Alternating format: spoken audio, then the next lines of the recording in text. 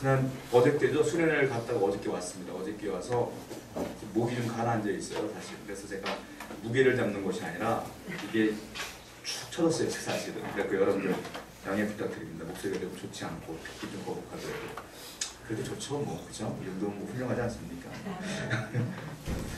제가 오늘 설교를 할 때 테레사라고 하는 분과 이 본문을 병행하면서 계속 왔다 갔다 하면서 말씀을 좀 나눠보려고 해요. 테레사 그러면 우리가 흔히 알 수 있는 건 우리가 이제 노벨 평화상을 수여하신 마더 테레사를 생각할 수 있는데 오늘은 그분을 말씀드리는 것이 아니라 아빌라의 테레사라고 하는 분을 이야기하려고 해요. 아빌라의 테레사가 누구냐면은 이분은 1500년대 사람이에요. 이분은 스페인 사람인데요. 어떤 일을 하셨냐면 수도원에 들어가셔서 쉽게 말하면 개혁을 일으키신 분이에요. 와서 보니까 말씀대로 살지 않는 것들이 너무도 많은 거예요. 그래서 하나님 말씀으로 돌아가야 되지 않겠느냐라고 하며 개혁을 하신 분이에요.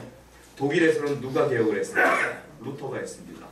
루터가 종교개혁을 일으킨 후에 이분이 스페인의 귀족 출신이지만 그 수도원에 들어가서 이 개혁을 주도하게 됐어요. 그러다 보니까 많은 교회 지도자들로부터 미움을 받고 오해를 사기도 했어요.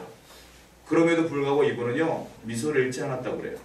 항상 웃으며 행복하게 삶을 감당했는데 특별히 이분이 세 가지를 절대로 잊지 않고 했다고 그래요. 어떤 일이 있어도 이 세 가지는 항상 했다고 그래요. 무엇이냐면 첫 번째로 이분은 기도하는 일을 절대로 잊지 않았다고 그래요. 어떤 일이 있어도 하나님께 무릎을 꿇었다고 그래요. 또 하나 할 일은 뭐냐면 기도하다 하나님이 주신 응답이 있으면 그 응답을 따라 시를 지었다고 해요. 시를 짓고 그것이 바로 응답이었던 거죠. 그리고 또 하나 한 것이 무엇이냐면 시를 짓고 기도를 하고 하나님께 찬미하며 살았다고 해요. 늘 예배하며 늘 감사하며 찬송하는 것. 굉장히 단순한 삶입니다. 그러나 이분은 평생을 이 삶을 놓치지 않았고 항상 행복하게 살았다라는 기록이 있어요. 자, 그 중에 이분이 돌아가신 뒤에 남아있는 것이 아무것도 없지만 몇 개의 시가 남았는데 그 시 중에 하나 제가 읽어드릴게요.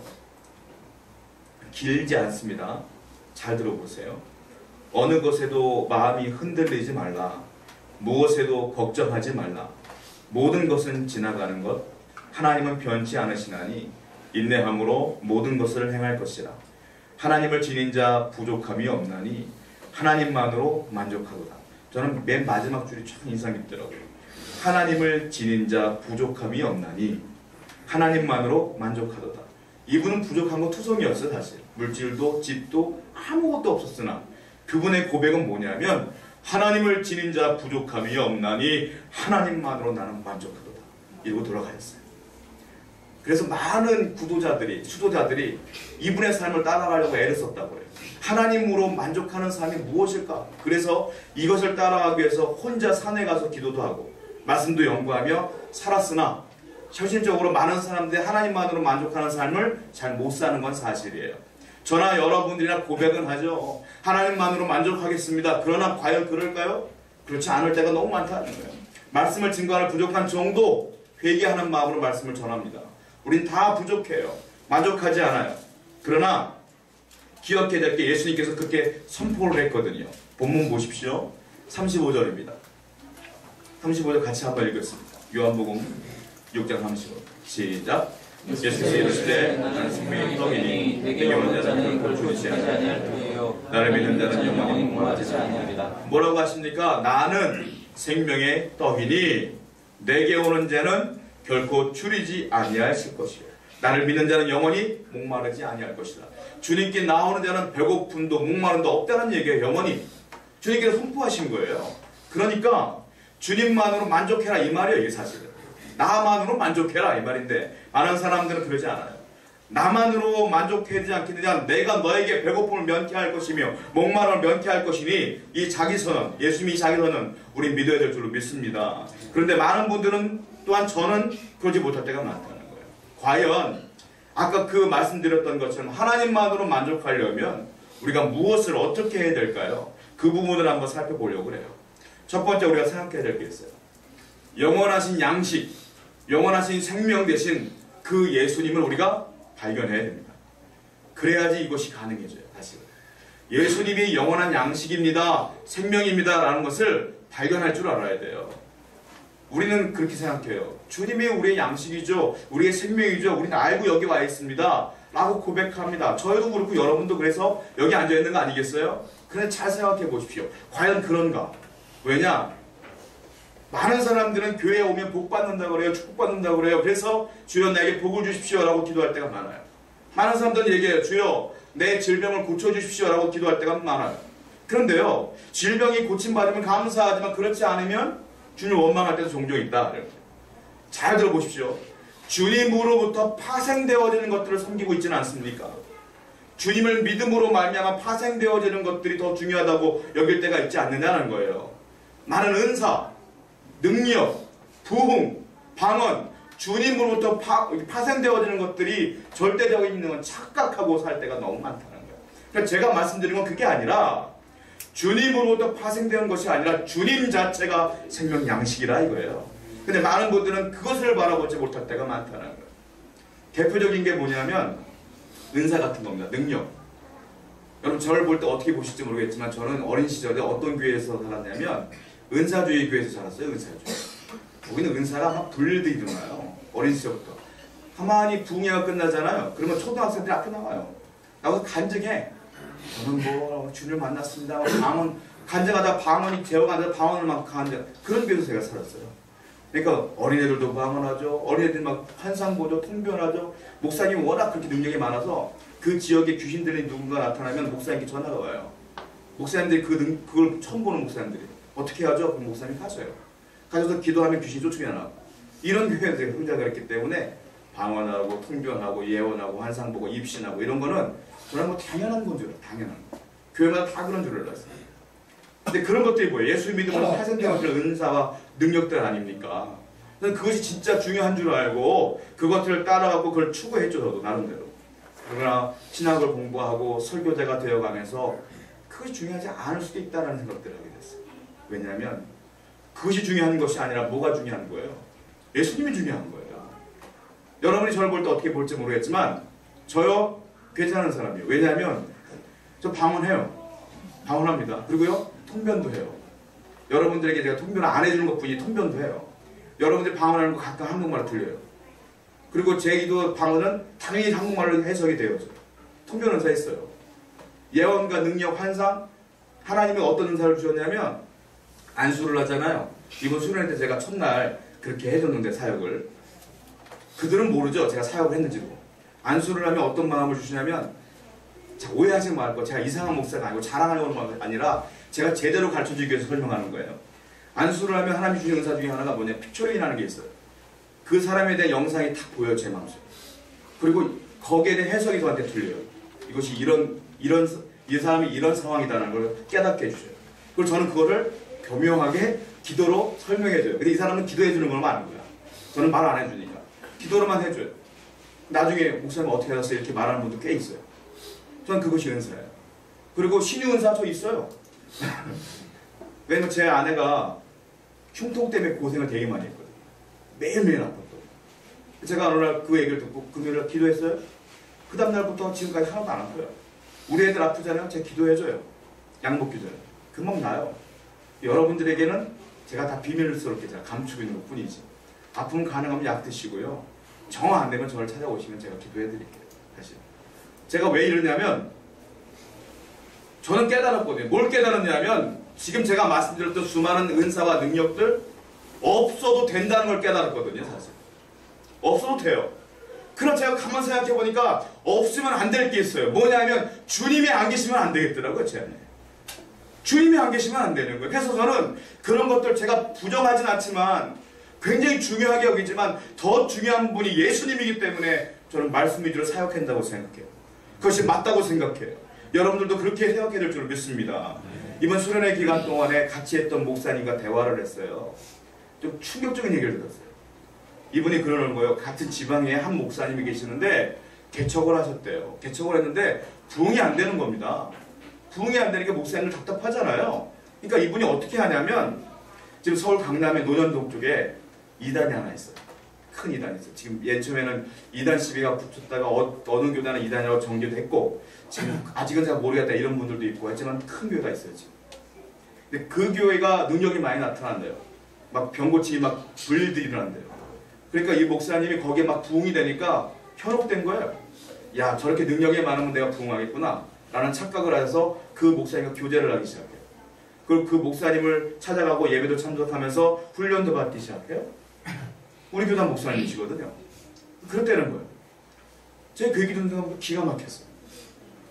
여러분, 부흥의 조건은 병 고치면 부흥합니까? 아닙니다. 저는 그렇게 생각하지 않아요. 예수님이 그곳에 계시면 나타난다고 생각해요. 역사가 나타난다고 생각해요. 근데 그걸 너무 안타까운 심정이었어요. 여러분, 주님으로부터 파생되어지는 것들은 그냥 선물이에요. 선물. 진짜 중요한 건 뭐냐? 예수님 자체인 줄로 믿습니다. 주님이 뭐라고 하시냐면, 야, 내게 주신 능력이 생명의 떡이라고 하지 않았어요. 내가 주시는 병고침의 은사가 생명의 떡이라고 하지 않았어요. 뭐라고 했어요? 나는 생명의 떡이니. 할렐루야. 주님이 생명의 떡이에요. 여러분, 그러함으로 예수님을 먼저 만나고 예수님께 나아가는 것이 중요한 줄로 믿습니다. 그것이 가장 중요하다는 거예요. 자, 우리 6장 26절 한번 보시겠습니까? 6장 26절입니다. 분명은 아니지만 6장 26절입니다. 같이 읽게요. 시작. 예수께서 대답하여 이르시되 내가 진실로 진실로 너희에게 이르노니 너희가 나를 찾는 것은 표적을 본 까닭이 아니요 떡을 먹고 배부른 까닭이로다. 예수님께서 이게 지금 어떤 사건이냐면 제가 계속 말씀드리지만 오병이어 사건 뒤에 일어난 사건이란 말입니다. 그러니까 이게 무슨 말이냐면 이 사람들 예수님께 찾아왔는데 예수님께서 하신 말씀이 그거예요. 야, 너희가 나를 찾는 것은 26절 보니까 표적을 본 까닭이 아니요 떡을 먹고 배부른 까닭이로다 이렇게 말하고 있어요. 표적과 기적은 약간 달라요, 여러분. 기적은 영어로 미라클이라고 합니다. 미라클이에요. 말 그대로 기적이에요. 여기서 말하는 표적은 영어로 뭐라고 말하냐면 사인이에요. 사인. 미라클과 사인은 다른 거예요. 쉽게 설명하자면 여러분 우리 교회 찾아오실 때 간판 보십니다. 세운교회 간판이 붙어 있어요. 간판에 하는 일이 뭡니까? 사인입니다. 이 내용이 사인인 거예요. 여기가 교회예요라는 사인이에요. 간판의 역할 아닙니까? 주님께서 말씀하신 건 뭐냐면 오병이어의 사건은 사인이다. 무슨 사인? 내가 생명의 떡임을 가르치는 사인인데 너희들은 거기에 현혹되어서 그것만이 단 줄 알고 착각할 나를 찾아왔도다. 이렇게 말씀하시는 거예요. 주님의 생명의 떡입니다. 주님이 생명이십니다. 여러분. 그 사실을 우리는 반드시 잊으면 안 돼요. 안 그러면 흔들리는 거예요. 여기가 뭐가 좋다 그러면 거기 쫓아가는 거예요. 여기 뭐가 잘한다면 쫓아가는 거예요. 하나님 말씀이 중요한 거고 예수님이 계시는 그 현장이 중요한 줄로 믿습니다. 이 기적의 실체가 무엇입니까? 주님 말씀하신 기적의 실체가 뭐냐는 거예요. 주님께서 직접 말씀하시잖아요. 35절 눈으로 보세요. 아까 읽었던 말씀이니까. 나는 생명의 떡이니 계속 강조하시는 거예요. 내가 그 기적의 실체다. 이렇게 말씀하시는 거 아닙니까? 여러분. 자, 6장 55절을 보실까요? 55절 한번 읽어보세요. 시작. 내 살은 참된 양식이요 내 피는 참된 음료로다. 또 강조하시는 거예요. 내 살이 참된 양식이요 내 피가 참된 음료로다. 병고침이 능력이가 아니라 내가 예수님이. 할렐루야. 주님이 공급자예요. 주님이 여러분들 인도하신다는 거예요. 하나님께서 참 재미있게 하신 것 중에 하나가 있습니다. 예수님이 이 땅에 오셨습니다. 어디에 오셨습니까? 동네 이름이 무엇입니까?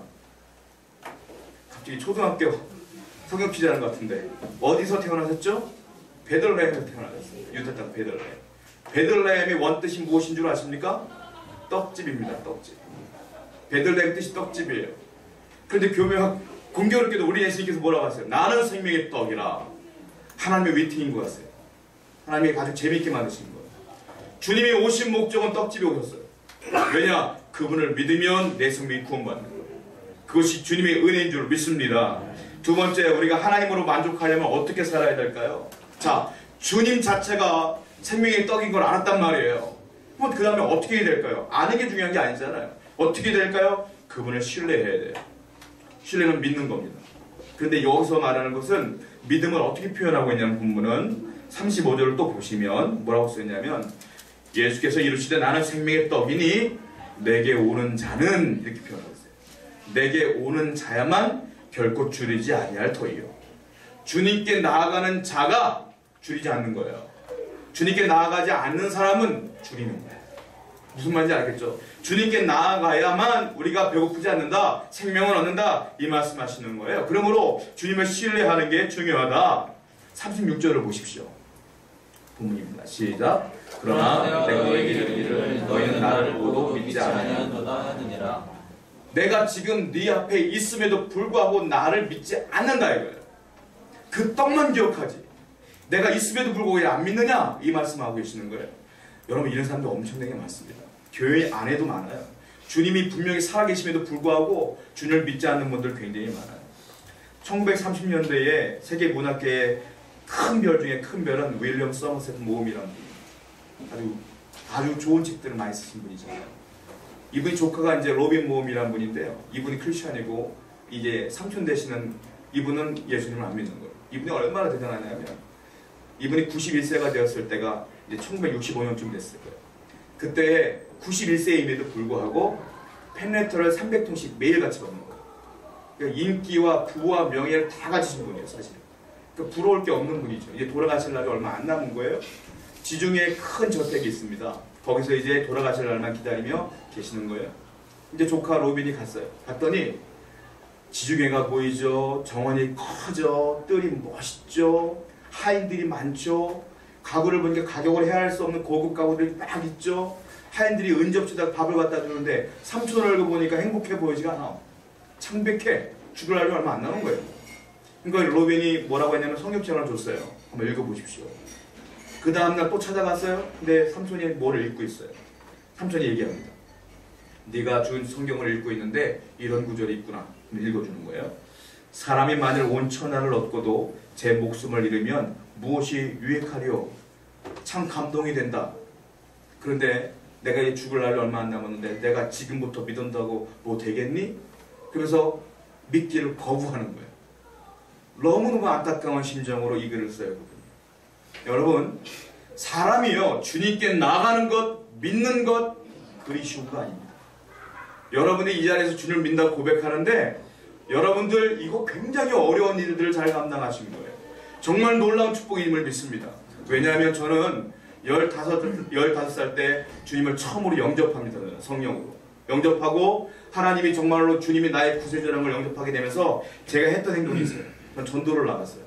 15살짜리가 자전거를 타고 동네 한 바퀴를 계속 돌며 전도를 했어요. 전도를 하면서 그게 할아버지든 할머니든 아주머니든 상관없이 다 전도를 했었잖아요. 전도를 했는데 친구도 전도했는데 제 전도를 받고 교회 온 분이 몇 명인 줄 아십니까? 제로입니다. 한 명도 없었어요. 저는 어린 나이에 충격을 받았어요. 내가 이렇게 열정적으로 전도를 했는데 어떻게 한 명도 안 오실 수 있지? 그리고 제가 군대 생활을 했어요. 또 군 생활을 하는데 저희 부대 내에 크리스천이 2명 있었어요. 2명이. 저하고 또 한 명이 있었어요. 이제 신우회는 있었는데 저를 신우회로 데려간 그 3명이 있었는데 그분이 뭐라고 하냐, 그분은 어렸을 때 주일학교 때 잠깐 교회 갔던 분인데 우연히 신우회 갔다가 그냥 있었던 분이에요. 그러니까 교회 생활을 전혀 안 했던 거예요. 실제적인 크리스찬 저 하나였어요. 그래서 짝대기 하나 때 저는 설교했어요. 신우회에서. 지금까지 그 설교가 끊이지 않고 온 거예요. 지금. 하나님 설교를 시켰던 것 같아요. 거기서 복음을 증거했어요. 많이 복음 증거했어요. 그런데 그 친구들 하나님 안 믿더라고요. 내가 아무리 전도를 잘 안 믿더라고요. 마지막 제대할 때는 거의 부대 50% 이상이 이제 크리스천으로 바뀌었지만 그전까지 정말로 안 믿더라고요. 저는 깨달았어요. 예수를 영접하고 주님께 나아가는 것이 그리 쉽지 않다는 걸 깨달았어요. 정말 어렵다는 걸 깨달았어요. 여러분, 한 영혼이 주님께 돌아오는 게 얼마나 어려운 줄 아십니까? 세상 사람 다 알아요. 크리스마스가 뭔지도 다 알아요. 주님께서 이 땅에 오신 거 다 알아요. 아는데 안 가요, 주님께. 그런데 여러분이 주님께 나와 있지 않습니까? 이게 복 중에 복이에요. 비록 여러분들이 하는 일 잘 안 될지라도, 내가 병을 갖고 있을지라도, 그리고 내가 믿음을 갖고 여기 있는 것이 축복 중에 축복임을 믿으시기 바랍니다. 그것이 너무 큰 은혜예요. 그러니까 우리는 행복해야 되고 감사해야 되는 거예요. 오늘 여러분이 잃어버린 감사가 회복되어야 될 줄로 믿습니다. 자, 세 번째, 하나님만으로 만족하려면 또 어떻게 해야 됩니까? 우리의 생명 대신 양식, 그분이라는 걸 우리 알았어요. 그리고 그분을 신뢰해야 된다는 것도 알았어요. 그런데 우리 삶은 어떤지 아십니까? 가끔 불만족해요. 속상할 때도 있고 괴로울 때도 있어요. 왜 그럴까요? 그 이유는 하나님과 완벽한 연합을 못했기 때문에 그래요. 우린 주님과 연합을 완벽하게 해야 돼요. 완벽한 일치를 해야 돼요. 주님과 연합해야 된다. 이 부분을 아까 말씀드렸던 아벨라 테레사는 이렇게 말합니다. 파이프관으로 예를 들어요. 파이프관. 뭐라고 하느냐면 수원지에서 물이 공급될 때 파이프관을 통해서 온다는 거예요. 그 예수님으로부터 생수가 나에게 흘러올 때까지 파이프관으로 흘러오는데 문제는 뭐냐면 그 파이프관이 막혀 있을 때가 문제라는 거예요. 막히게 되면 물이 아무리 공급되어진다고 해도 오지 않는다는 거예요. 그럼 이 막힌 파이프관을 뚫으려면 어떻게 되느냐? 그분 말에 의하면 회개해야 되고 참회해야 된다는 거예요. 그런데 이것을 한 번 하면 끝나느냐? 그렇지 않다는 거예요. 매일 회개하고 매일 참회해야 된다는 거예요. 자, 이걸 왜 그러냐면 제가 여러분 우리가요 구원 얻기 위해서는 단 한 번의 회개 기도가 충분합니다. 주님을 영접합니다 라고 기도하면 되는 거예요. 근데 문제는 뭐냐면 일회성이 아닌 매일같이 회개될 부분이 있어요. 그건 뭔지 아십니까? 신앙의 결단이에요. 신앙의 회개예요. 이건 매일같이 주여 나를 도와주십시오 라고 기도해야 될 부분이에요. 근데 많은 부분들은 이 두 번째 부분이 약해요. 저는 언제 구원받았습니다. 언제 구원받았습니다. 이건 정확히 아는데 매일같이 하나님께 기도하며 파이프관이 맨날 막혀가는 것도 모르고 만족하지 않고 불만족스러운 삶을 살 때가 너무 많다는 거예요. 여러분 우리는 매일같이 회개하며 기도하며 매일같이 결단해야 될 줄 믿습니다. 자, 35절 한번 보세요. 35절 한번 1번 읽어볼게요. 시작. 예수께서 이르시되 난 생명의 떡이니 내게 오는 자는 결코 줄이지 않을 터요 나를 믿는 자는 영원히 목마르지 않으리라. 예수님께서 말씀하실 때 내게 오는 자는 이 부분이 있지 않습니까? 이 부분은 제가 원어를 보니까 현재 분사예요. 현재 분사가 뭐냐면 내게 오는 자는 한 번으로 끝내는 게 아니라 지금도 내게 오는 자라는 뜻이에요. 과거에도 왔고 지금도 오고 앞으로도 온다는 뜻이에요. 매일같이 주님께 나가야지만 우리 가운데 하나님의 은혜가 있다 이 말이거든요. 이건 주님께 나가는 자는 매일같이 신앙의 결단을 또 하고 해야 될 줄로 믿습니다. 그러면 56절을 보세요. 6장 56절입니다. 어떤 일이 벌어지냐면 읽겠습니다. 시작. 내 살을 먹고 내 피를 마시는 자는 내 안에 거하고 나도 그 안에 거하나니. 그럼 결과가 이렇게 나오는 거예요. 내 안에 거하고 그가 내 안에 거하고 나도 그 안에 거하나니. 이게 뭡니까? 연합이요 일치예요. 주님과의 연합과 일치는 매일 같은 나의 신앙의 결단이 이루어질 때 가능하게 될 줄로 믿습니다. 이것이 연합이요. 여러분. 마지막으로 아빌라 테레사가 기도했던 내용을 제가 말씀드릴게요. 어느 날 테레사가 기도를 합니다. 그때 하나님께서 말씀하세요. 얘야, 네 안에 나를 가두지 말아라. 다만 네가 내 안에 갇혀야 되겠다. 이 말씀을 하시는 거예요. 그동안 네가 자꾸 내 안에 가두려고 했는데 나를 가두려고 했는데 그러지 말고 네가 내 안에 갇혀라. 예, 하나님 그러겠습니다 라고 기도했대요. 그때 갑자기 하나님의 영광이 드러나며 인재가 나타나며 영적인 자유함을 누렸다는 거예요. 여러분 우리는 내 머릿속에 하나님을 가두면 안 됩니다. 내가 주님께 갇혀야 될 줄로 믿습니다. 그리고 그분이 뭐라고 말하냐면 이 불안한 감, 우리가 연약함, 이걸 어떻게 극복할 수 있느냐? 의지적으로 기도하기 어려운 상황일지라도 끊임없이 내가 의지를 갖고 무릎을 꿇어야지만 가능해집니다 라고 했어요. 여러분의 신앙의 일단은 기도 외에는 없습니다. 이번 일주일을 살아가실 때 의지적이라도 기도하시는 저와 여러분 되기를 축원드립니다. 우리 함께 주님을 찬양하고 결단하며